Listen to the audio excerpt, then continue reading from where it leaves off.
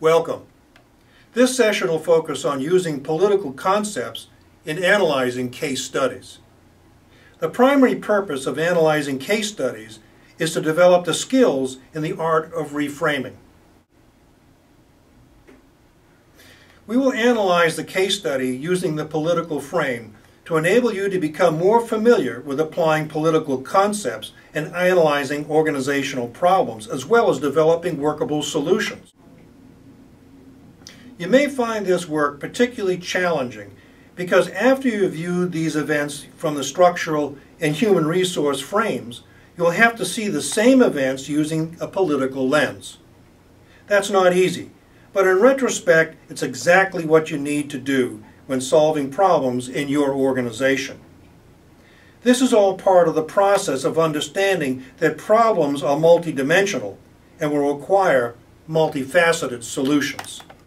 As I've mentioned previously, house systems are often used in large high schools to increase the level of contact between students, teachers, and administrators.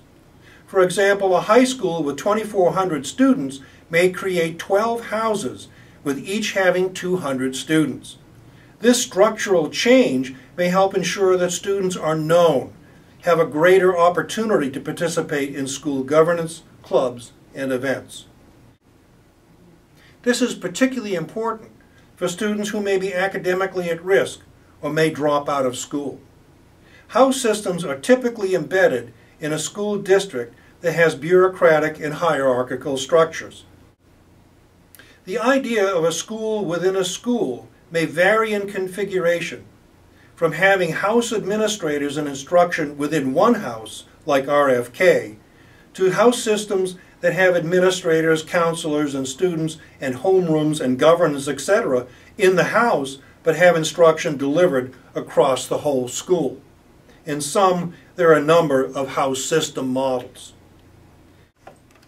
An organization chart of Robert F. Kennedy High School is provided in the next slide. The following two slides provides a site plan of the school during years 1 and years 2 of operation.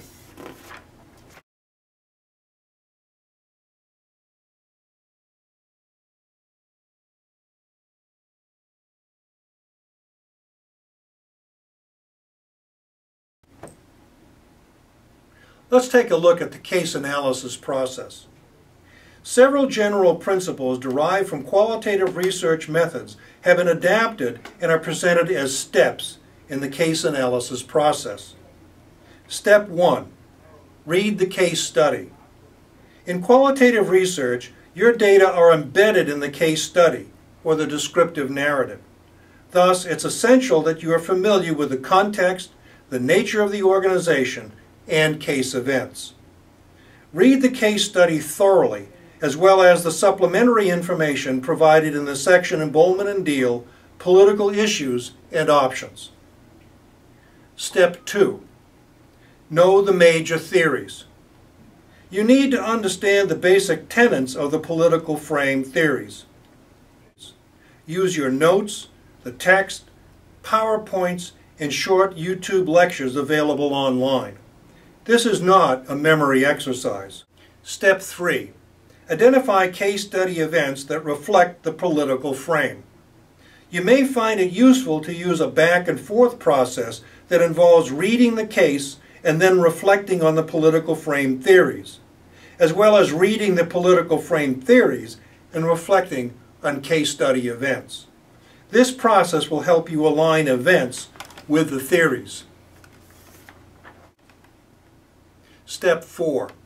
List the political events in a chronological order as they emerge in the case.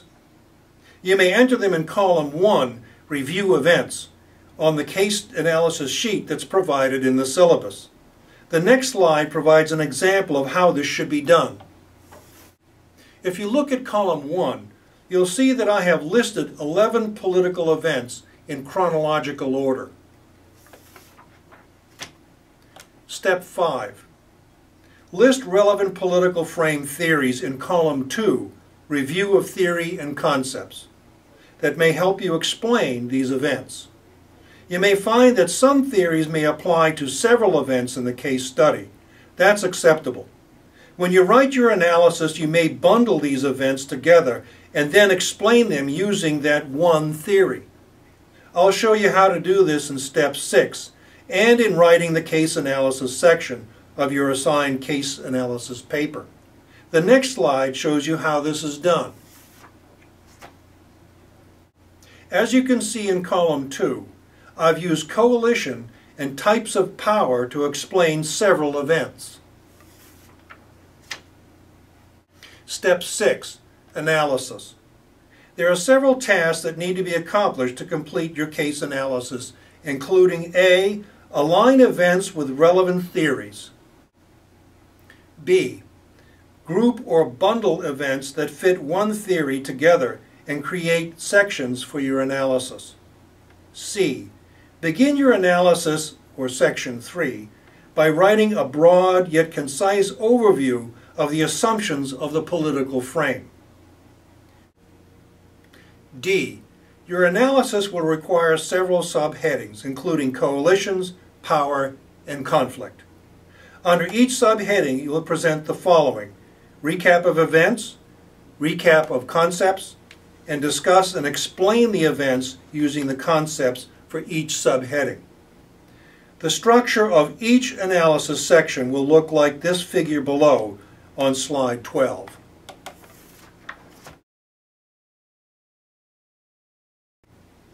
Slide 14 provides a working outline for your analysis paper. As you can see, there's power, coalitions, and conflict.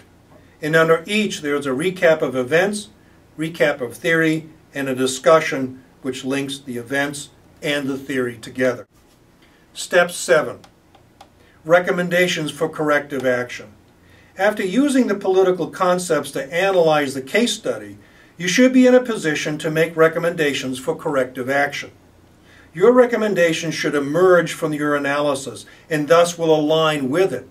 They are not random. There's no need to wing it.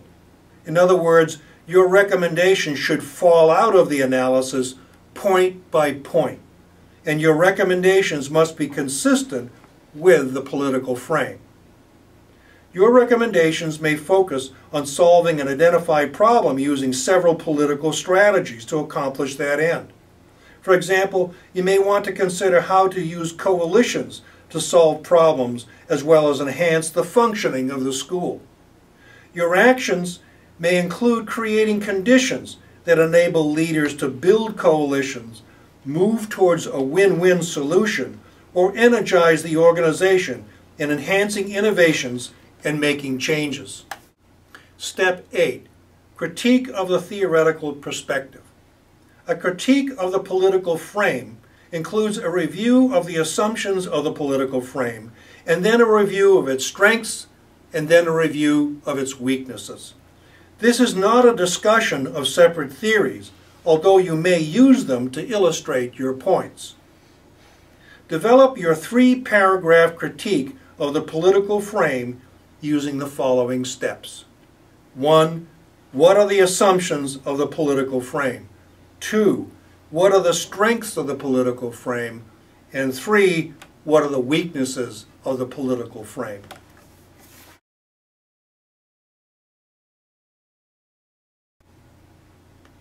Slide 20 is a copy of the critique sheet that we'll use to provide you feedback on your paper.